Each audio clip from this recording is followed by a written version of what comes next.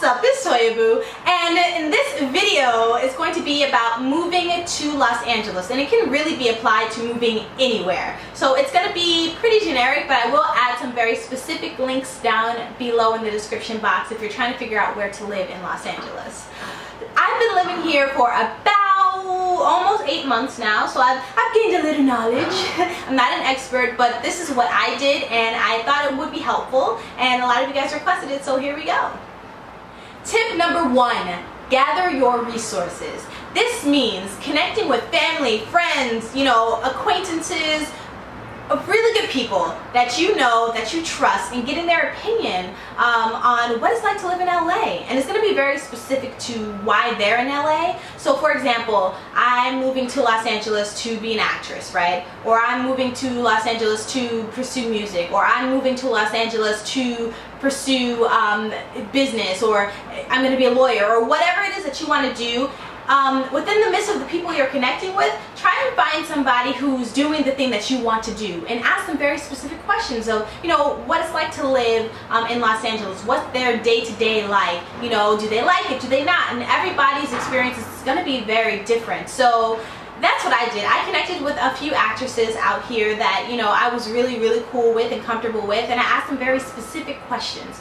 Do not hit somebody up and just ask generally, like, what's it like? They're not gonna know how to answer you, especially if you're looking for a place to live in particular. Do a little research beforehand and figure out, okay, so I heard about Santa Monica, right? So you're gonna ask the person that you're talking to, what's Santa Monica like? That's very specific, and a very specific answer that they can give you, instead of just a broad stroke of things. As specific as you can be. Ask those questions, make it fun and pleasurable and stuff. Tip number 2, look for work. If you happen to be blessed with a job that is easily transferable, start speaking with your boss like at least a month in advance. That's what I did. I actually did 2 months in advance. It's a little bit too far in advance because I'm just like that. I like people just knowing what's going on so they can help me. But at least a month in advance, at least. And it depends on the place that you work. Don't just spring it on them, a week or 2 in advance, because they're not going to be able to help you, And I think that, at least in my case, with my job, it's received a lot better if you talk to the people who you need help from in advance, so that they can get prepared on their side for when you leave, and you can prepare to go. So if you have a job that's transferable, great. If you do not, start looking online, start connecting with people who are in the field that you want to be in, and if you can, try to secure some interviews, so that when you do your mini visit, which is step number 3, you have something to look forward to, and you're working on securing your finances, because that's going to be the most important thing. So that leads me to tip number 3, do a mini visit. On this mini visit, it is purely for business, okay? If you can squeeze in a little bit of fun with the people that you're going to be connecting with when you move here, cool, great. I did a 1-week visit. If you can do longer than that, fantastic. Get the full view of the city. Visit very specific neighborhoods related to where you're going to work if you already have a job secured. If not, look for neighborhoods in which you can afford, that are affordable for you. And also that have the same vibe that you want to have. LA has a lot of different pockets of areas that are very, very different and very unique, and will fit you specifically. So down below I'm putting some links to, there's a really cool questionnaire that's really fun, dealing with your personality and all of that will connect you to the place that you should live in Los Angeles. Also, I have a link to like the specific steps you should take in order to live in Los Angeles in different areas that are really affordable. So I'm going to include those links down below so you guys can really check those out, because this video is not going to be about the places as much as information just getting you here. So number 4, the move. getting you to Los Angeles requires you to move a lot of stuff.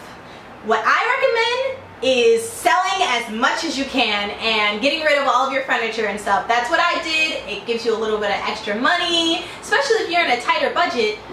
Just get rid of that stuff. If you can, keep like your bed and things like that. Like, you know, if you can figure out a way to transport it.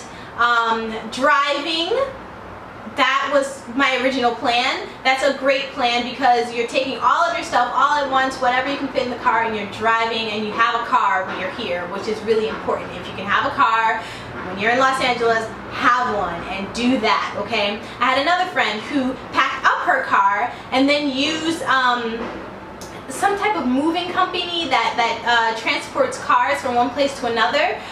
So then she had a car when she got here and all of her belongings, you know, after a little while of her being here. So she just had to wait for her stuff to get here. What I ended up doing was I flew here to Los Angeles. I got a really good friend of mine, my best friend, Kwai Chen. We both flew back to the Midwest, put everything that we could in suitcases and flew here to Los Angeles. That is how I got here, and I'm gonna have a video on my vlog channel about her experience here in LA and my experience having her here and everything. So that's gonna be on my other channel, Toibu View, my kind of behind the scenes in the day of the life of an actress channel. So look out for that. So figuring out how to transport things from one place to another is really important, and trying to find the most effective and cheapest way possible is going to be really important for you. Okay, boom, you're here, you're in Los Angeles. Tip number 5 is stay with a friend, stay in a hostel, stay in a hotel. Friend is going to be the best. If you can find a friend that's going to let you sleep on their couch, or you know, just stay for even a couple days, it's going to be so helpful. Other than that, a cheap alternative is a hostel or a motel. Those are a lot cheaper than going to a hotel. I think I said a hostel or a motel. Hotels are going to be expensive. I mean, that's like the last resort. Check out your family and friends and see if they're going to have you, you know, they're going to let you crash with them for a little while. Now, everybody's not going to be receptive to this, okay? There's going to be a lot of people who will give you a lot of information, but they don't want you sleeping on their couch, okay? And that's okay, but you want to try to get that figured out before you actually get here. Get that situated, and so while you're here, you're on your grind and you're searching for a place to live. I had another friend, though, who actually had a family member search for a place for her, and she secured everything before she even got here. Now, that is not the route that I wanted to take because I don't really trust people like that, okay, especially when it comes to my money. And I personally don't recommend doing transactions over the phone or online before you see the place and you get the vibe.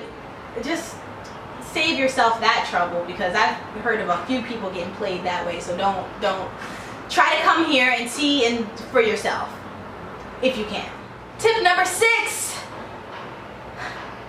move into an affordable place. Move into a place in an area in which you can afford to live. I know you're gonna think LA is all glitz and glam, and you're gonna want to live in a really expensive, you know, pricey neighborhood that makes you feel lush and fabulous, because you are, right? I'm fabulous, I'm lush, but you ain't gonna be fabulous if you're living in your car because you can't afford your fabulous place, okay? And even if you do have a lot of money saved up, or you know, you don't have to worry about finances, I still recommend living in an area or a place in which if everything goes wrong, you still can survive for a little while until things pick back up. So looking on westsiderentals.com, I'll put that link down below, roomsters.com if you think that having a roommate is going to be beneficial to you. Most people out here have roommates, or they live with family members still, or they still live with their mom. I was surprised by that, but I'm fortunate to live by myself, but I also live in an efficiency. It's a very small space and area. It's important for me to have my own space. It's, you know, and it's also very cheap. So I was able to do that and luck out on that. So just stay within your means. I beg of you, stay within your means if you want to make it. Okay? And number 7, when you get here, grind it out, okay? Especially if you're moving here for entertainment. And maybe I'll make another video on this specifically, you know, for acting, which I'm still learning a lot, so I may not make that video until I have a more of a solid grasp on things, because things are here different here in LA. But grind it out, okay? This is, if you're here for something very specific like that, this is not the time to blow your money on, you know, frivolous things, and, you know, just don't do it. And that's just specifically for people who are trying to grind it out in a very specific field that's hard, like entertainment, okay? Other than that, you know, try to find pockets of fun and network and have a good time. Los Angeles is not as scary as, you know, people make it out to be. Now, there are some areas that are scary, but I mean, in general, you know, there were a lot of people that said, you know, LA is fake, and you're not going to meet good people, and, you know, there's going to be people trying to take advantage of you. Like, yes, that does exist. However, I think if you go into any place that you live with a positive spirit in mind, and, you know, stay smart, but, you know, bring who you are to the city. Don't let the city influence you, okay?